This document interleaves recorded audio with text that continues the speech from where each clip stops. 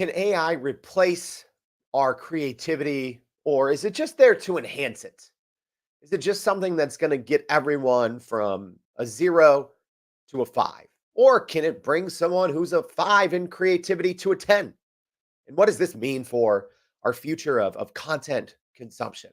Well, we're going to be talking about those things today and more on Everyday AI.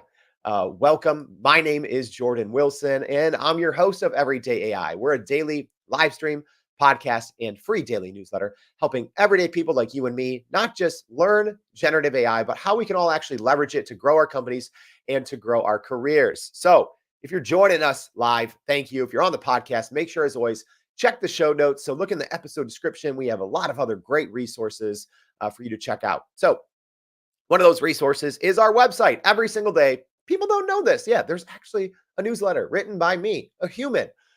So we recap every single episode. We talk about what's going on in the world of AI news and a whole lot more. I'd say it is a free generative AI university. There's 200 plus videos, podcasts, old newsletters you can go read on our website for free in any category you care about. So you can go, learn about AI in education or AI in entrepreneurship or whatever you care about. All right. So now let's talk about what's going on in the world of AI news, because there's a lot. All right, here we go. So first, Anthropic is steering away from voting questions, according to reports. So artificial intelligence startup Anthropic is implementing safeguards for their chatbot Claude to avoid false information, particularly regarding elections. So Anthropic is testing a new technology called Prompt Shield that detects when users of its GenAI chatbot ask about political topics, and then it redirects them to authoritative sources of voting information. So the company's decision to implement this technology was driven by limitations in Claude's ability to provide reliable and up-to-date real-time election information. So we're going to be hearing a lot about that. We've already seen Meta and OpenAI and some others put in some safeguards as well. All right. Speaking of big companies, Gemini 1.0 lasted about a week. Gemini 1.5 is already out. So Google has already updated its newest version of its large language model, Gemini. So Google is launching a new and improved version of their large language model, Gemini, with an increased context window and improved efficiency for users and the company. So the model is said to outperform OpenAI's GPT-4 in most cases, and we'll see as benchmarks start to roll out here in the coming weeks. So what's really noteworthy is the impressive context window of 1 million tokens, allowing it to handle larger queries and process more information at once. However, some of those longer context windows seemingly are going to be limited to just businesses, larger businesses and developers, as the standard window will just have a 128K token context window, and that's what the general public will use. So that's about 96,000 words of back and forth before Gemini starts to lose its memory. So Gemini is part of the premium workspace products and has released a limited preview right now to everyone else. So you're not going to see all these full 1.5 capabilities, but they will still be rolling out slowly in the coming days. All right, last but not least, and this is what everyone's talking about. If you've been on the internet in the last 18 hours, you're seeing Sora. So OpenAI has released some previews of its groundbreaking new tech, Sora. So they just released at least some previews for its new text to video model called Sora, which can generate videos up to a minute long based on user input. So OpenAI is sharing its research paper and samples that you can actually go download to gain feedback, and is working on ensuring the safety and ethical use of the technology. So the company is collaborating with experts to test for potential harm and will publish safety evaluations. So if I have to give you my quick take on this, I did not believe it. If I'm being honest, I don't know a single generative AI tool I haven't used. I've used hundreds. Sora, it is mind-boggling so far. I do not fully understand how it can even produce the level of quality. I actually did a rundown of, comparing runway, prompts with Sora prompts. Sora, OpenAI shared the prompts that they use to generate these. So I did a side-by-side comparison. We'll have that in the newsletter as well. But wow, what a big day. But speaking of creativity, let's talk about that. And let's see, is AI just going to enhance our creativity, or could it actually replace us? But don't worry, you don't just have me blabbing on today. We have an expert guest. So I'm excited to welcome to the show. There we go. Paul Eder, who is a strategy and data consultant. Paul, thank you so much for joining the Everyday AI Show. Thanks for having me, Jordan. I like to pretend like I know things sometimes, so this is good. Same. Hey, we're all just pretending, right? Like there is no generative AI experts out there. We're all learning together. But Paul, maybe tell us a little bit about who you are and what you do.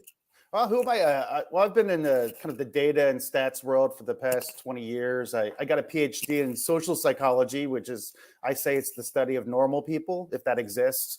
I basically help organizations become more efficient and effective in a variety of ways. I've been in government consulting for the past 16 years and helped just a variety of government agencies implement new processes and procedures. Some are tech-based, some not tech-based. So I've dabbled in and out of tech.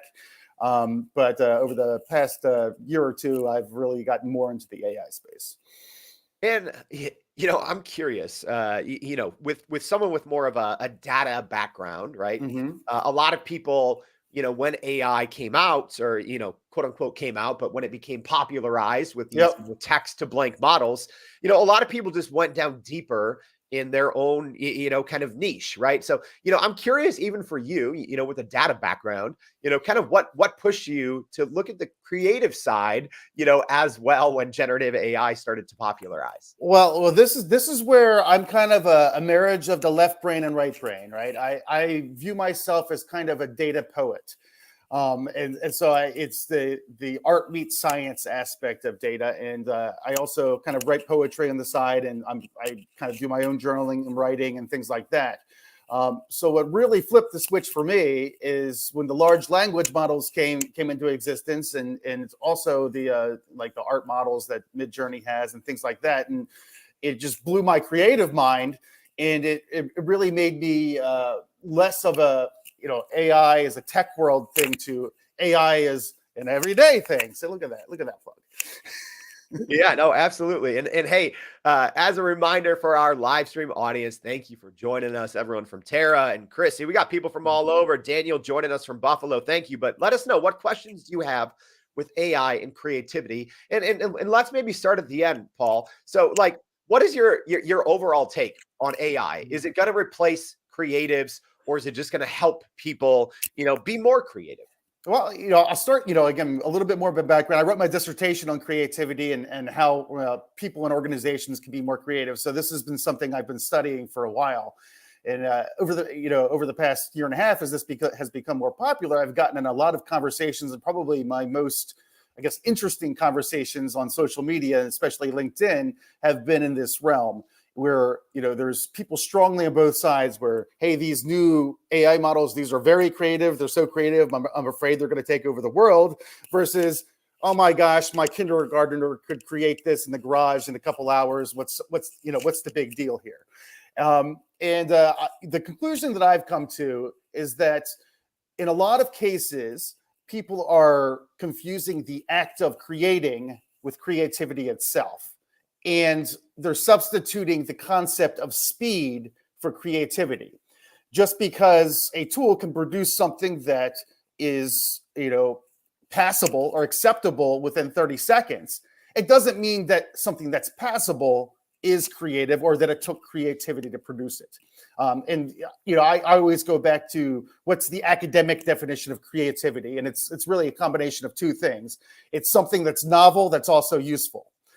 So it has to have both of those characteristics. And where the skeptics come down is that, yes, AI produces useful stuff, but it's not exceptionally novel.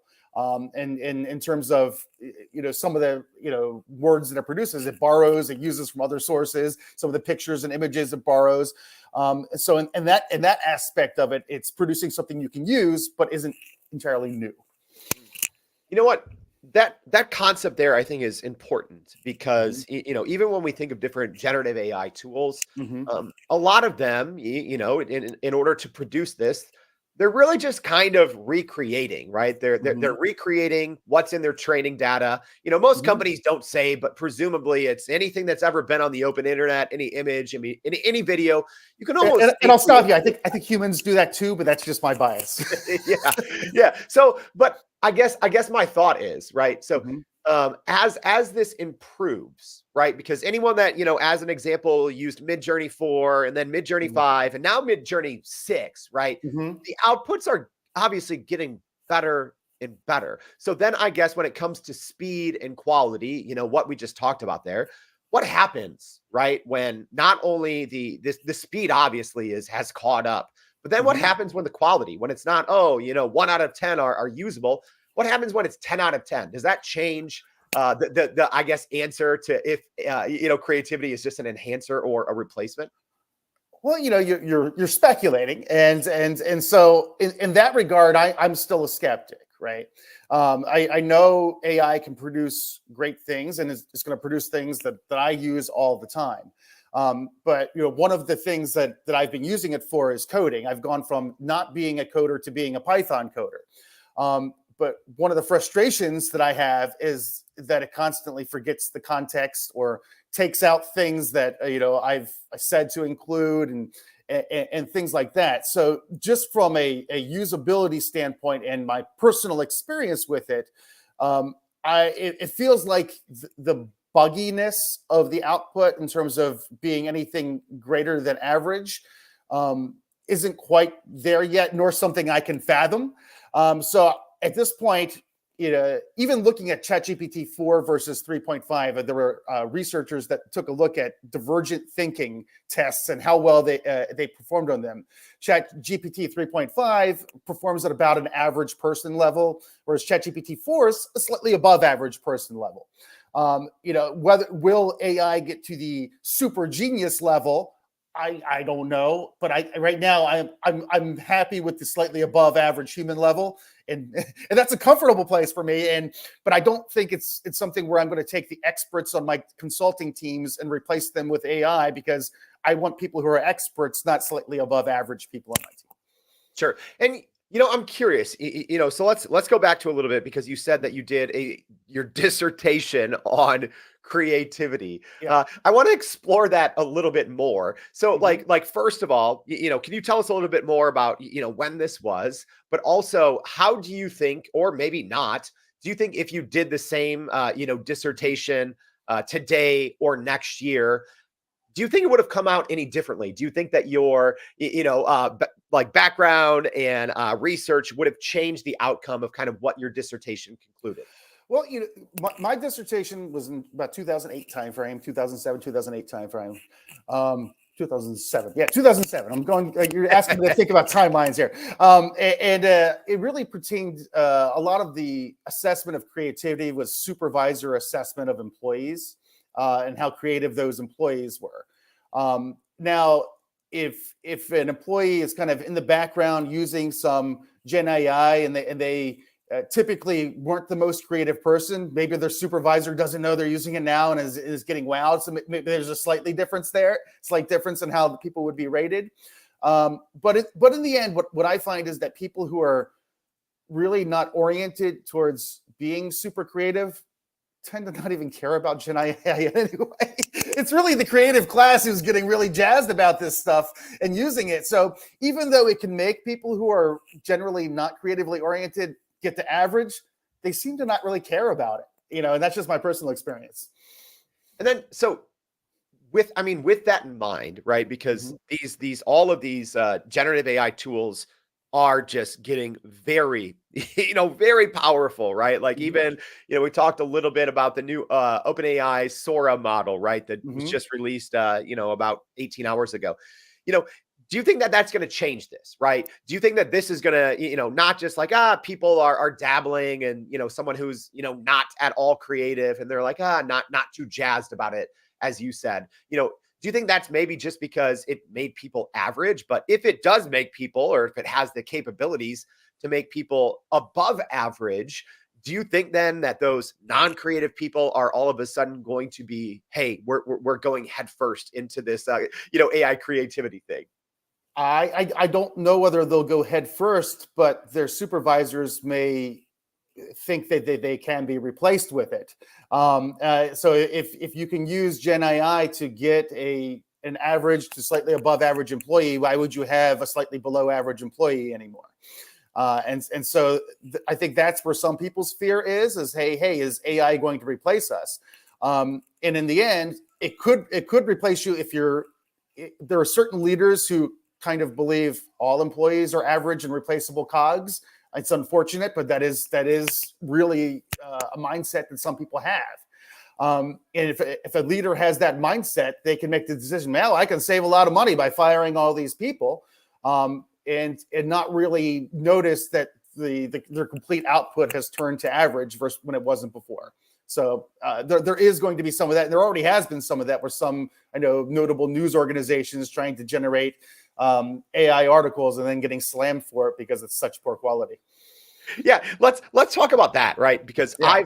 I think a lot of people have already started to experience this over the past year, just getting bombarded with average written content, right? Because so many people early on, jumped on board with ChatGPT, and unfortunately, using the free version, which is, subpar, I think, especially if you don't know what you're doing. Do you think that as consumers, are we going to be hit with an ongoing avalanche of just this mediocre content? And if so, what does that even do to the concept of creativity? Is it going to be too hard for actually creative people to stand out in a sea of decent? Well, personality becomes very important. That people will follow the people that they trust, and that they trust aren't robots. So, especially if you're in social media, building that audience trust around you as a producer of human content is going to be very, very important. A lot of people, I see this all the time, and I'm so doubtful of it. People say, "Oh, I can tell the difference between AI and human content." I'm like, can you really? I want to see the definitive tests on that, because in the end, if you think that you can spot AI because it's like, oh, it does grammar right, it must be AI. I've had so many, ever since I started talking about AI, so many hundreds of people claiming that all of my articles and posts are AI. I'm like, well, obviously people can't tell because I write my own poorly written articles, right? And you touted the fact that you have a human written newsletter. My first skeptical eyebrow raise was, is it really a human written newsletter? And just talking about AI makes you think you do everything with AI. It's such a bias out there now. It's so weird. Yeah. How do we, because I'm sure a lot of people listening today are maybe creators themselves. They're trying to create content maybe for a small business, for a large business, or maybe to, establish their own brand. How can individual creators, balance, right? How can they still leverage generative AI when they need to, but yet what you just said, how can they still have that personality and that trust and that human piece still shine through? Well, I think the key is storytelling, being able to share personal experiences, things that only you would know and that AI wouldn't know, and focusing on that aspect of things, because then people will trust that it's your own experience. Now, can people, tell their experience to ChatGPT and have it write it up for them? Well, sure, but in the end, that is still something that AI is producing that no other person could have AI produce. No one else can have AI produce your own experiences either. So there's it's still a differentiator in some ways. Yeah, and we actually have a ton of great questions, so I want to get to a couple of these. Okay. But Mauricio, thank you for this. I think this is a great question. So Mauricio asking, would you consider effective prompt engineering as a creative tool? Paul, what's your take on that one? Oh, 100%. My favorite guy who really started talking about prompt engineering was Jared Bonilla. He's a AI guy who's been just with ChatGPT and AI from the front, and really got me interested in a lot of different things. And he really introduced me to the concept of prompt chaining, which is, you have your initial prompt, but what do you do after that when you get your results? And maybe think about that from a more strategic perspective as well. So yeah, absolutely. That's essential for a creative person to not accept what they first get and to continuously tweak and refine and develop their own prompt templates for getting what they need going forward. Absolutely. Oh, and I couldn't agree more. I think anyone that spends a lot of time, hours a day prompting will tell you one of the most important future AI skills, I would say, is communication, effective communication, clarity in the written word, silly things like typing. Like that's important, right? Like I think so many younger people aren't great at typing. So guess what you have to do a lot, when you're working with generative AI, typing, right? Well, in some cases, I know a lot of people who use like the ChatGPT app and use the voice to text. So typing is less important in that regard. That's true. Another great question from Andy. Andy, what's up? Thanks for joining. So saying, would you agree that generative AI benefits generalists over specialists by extending the skills and scope of creativity in a wider range of area through upskilling? Great question, Andy. What's your take on that one, Paul? Well, I definitely, I've actually posted a lot about being kind of a generalist who just can't niche down just by my personality. I tend to just kind of jump all over the place. And so for someone like me, it opens up new doors, like becoming a coder that I wouldn't have been able to do otherwise. So I can speak to my personal experience that as a generalist, yeah, it's fantastic. But I know that there are specialists, especially maybe those more in like the healthcare space, who are really working on AI to help with diagnoses and very specific things like that. And so I can imagine, it's kind of beneficial across the board. Generalists just tend to be a little bit more inch deep, mile wide, and now I can be mile deep, mile wide, which is pretty cool. Yeah. No, it definitely changes. I think your outlook on not just create like the creative process, but also how you distribute, right? It like what you can create on the front end changes everything that your company can or maybe shouldn't do on the back end. Our audience is on fire today. So many great questions. It's a Friday, right? Like normally, my book is called Fire Starters, just so you know. So I'm setting fires everywhere. I love it. All right. Well, here's a tough one. And Tara, thank you for your question. So Tara said, how can AI balance the enforcement of watermark attributions with the principles of fair use, ensuring that content remains accessible for educational review and commentary purposes without infringing on creators' right? This is like $1 trillion question right now. What's your take on this one, Paul? This is one that I've written about, quite a few times on LinkedIn and get a lot of people who are very strong in the copyright protection area. My take on this is a little bit more, I guess, we'll say libertarian, freedom focused of if you're using something that's copying someone else's work and they can prove it, they have the legal system to help them do that.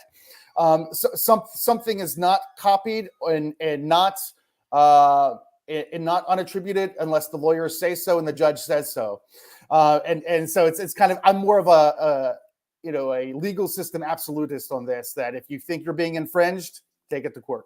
Yeah. Yeah. And that will be, I think, a topic that at least here on the Everyday AI Show, we'll be talking about nonstop. I've talked, probably way too much about how 2024, we're going to see so many court cases for these exact things, copyright infringement, IP, watermarks, it's going to be messy. But it's going to be messy, but OpenAI can afford really expensive lawyers, so they're going to win. Yeah, I've said they probably have like the 92 dream team of lawyers. The best in the world. There's no way they don't win this. Or just settle everything, right? Yeah.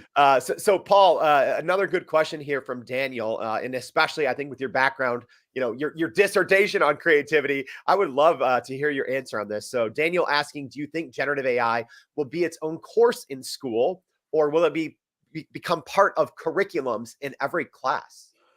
I have advocated that. Just from the start, with teachers immediately all over the place started fretting. Now I don't know if people are plagiarizing. I don't know, how to grade these kids' papers. And even my own son had something sent back to him saying, "This sounds too much like AI. Rewrite it." And in the end, the education system can't place itself in a place where it's in opposition to the zeitgeist. I'm there. I used the key word that I get bonus points for. It has to embrace it. And if it really wants to train children for the future, incorporate it into classes as much as possible. And, teachers can easily develop rubrics where they look at, hey, what was my initial prompt? How did I develop a prompt chain based on that? How did I revise the final product? You can ask for all stages of the process. If you're worried about the final product is going to be plagiarized, ask them to show you each phase. And that's in my mind, what's going to have to happen if we want our kids to know this stuff and succeed with it. Love that. Great question, Daniel. Great answer, Paul. And hey, FYI, teachers, admin, everywhere out there, I don't say this enough. There is no such thing as AI content detection. It literally doesn't exist. I've probably spent 30 hours, trying out everyone. Not a thing, y'all. Just putting that out there. So Paul, we've talked about a lot. We've talked about the act of creativity versus, the act of creating something versus creativity. We've talked a little bit about even your own personal experience, with coding and with your background, your dissertation in creativity, right? So as we kind of wrap up here, because I'm sure there's a lot of people who are constantly thinking about how AI does impact them either as creators or potential creators. So maybe what's your one takeaway piece, that you can give to people that, that they can, if they're interested in becoming more creative with generative AI, how do they do it and what should they keep in mind? I use AI as a starting point, but not a finishing point. If what you're doing is taking AI content and cutting and pasting it and giving it to someone, you're going to be average. If what you're doing is taking what you initially get, adding your flavor, enhancing it, even if you're doing AI art or AI video, incorporating that with something else that you're doing in a more nuanced way, that is going to be just more beneficial for society. And if you're in social media, for your audience, than just any kind of cutting and pasting any day. So that's what I advocate. Great advice. I love that. It's not a starting point; it's a finishing point. Well, that's our finishing point. The other way. Oh yeah, sorry. Yeah, thank you for correcting me. Hey, it's Friday for all of us, right? Like, hey, that just shows you I'm not an AI Jordan. I'm a human. I make mistakes, right? Yeah. But hey, we covered so much here, Paul. Thank you so much for joining the Everyday AI Show. We really appreciate it. All right. Thank you very much for having me. I appreciate it.